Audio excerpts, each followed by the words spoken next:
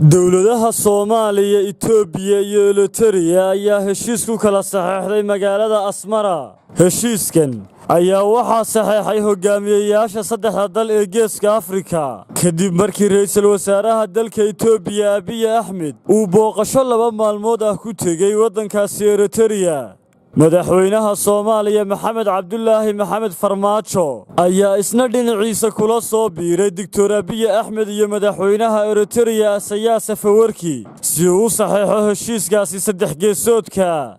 heshiiskan ayaa muhiimadda iyo ujeedada ugu weyn ee loogu talagalay uu ahaa in la dhiirigeliyo iskaashi buuxa oo u dhexeeya waddamadaasi Geeska Afrika.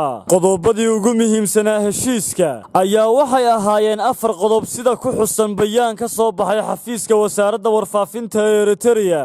4taas qodob ayaa waxa ay kala ahaayeen sidan: saddexda dal waxa ay gacan ka geysanayaan isfaham iskaashi si loo horumariyo hadafyada iyo ujeedooyinka dalalkan saddexda. sidoo kale saddexdan dal waxa ay dhisi doonaan xidhiidh siyaasadeed, mid dhaqaale, mid bulsho, mid dhaqameed iyo mid nabadgelyoba. qodobka saddexaad ee heshiiskan ayaa waxaa lagu sheegay in saddexda dal ay ka shaqaynayaan agaasinka si kor loogu qaado amniga iyo nabadgelyada gobolka. qodobka afraad ayaa waxaa sidoo kale lagu xusay in saddexda dowladood ay si wada jir ah u sameynayaan guddi heer sare ah si guddigaasi u agaasimo dadaalada iyo qaab-dhismeedka wadajirkooda. dowladda dalka Jabuuti ayaa bishii Luulyo ee sanadkan ka codsatay Golaha Ammaanka ee Qaramada Midoobay in ay fududeyso heshiis ay u dhaxayso kaasoo ah hab isku mid ah isla markaana lagu aqbali karo xalinta khilaafka kala dhexeeya dowladda Jabuuti waddankaasi Eritrea.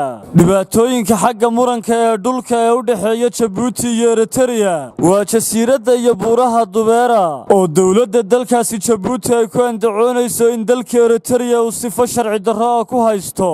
dowladaha Soomaaliya iyo Itoobiya ayaa si firfircoon uga shaqaynaya si ay xal uga gaaraan dhexdhexaadinta xiriirka u dhexeeya Jabuuti iyo Eritrea. cunuqabataynta hubka ee saaran dowladda waddankaasi Eritrea ayaa lagu soo rogay taariikhdu markay ahayd 2009kii. codsiyada lagu doonayo in cunuqabataynta hubka lagaga qaado waddankaasi Eritrea ayaa xoogaa bilihii u dambeeyay kordhay kadib markii uu dhacay heshiis nabadeed oo u dhexeeya waddanka Eritrea iyo Itoobiya.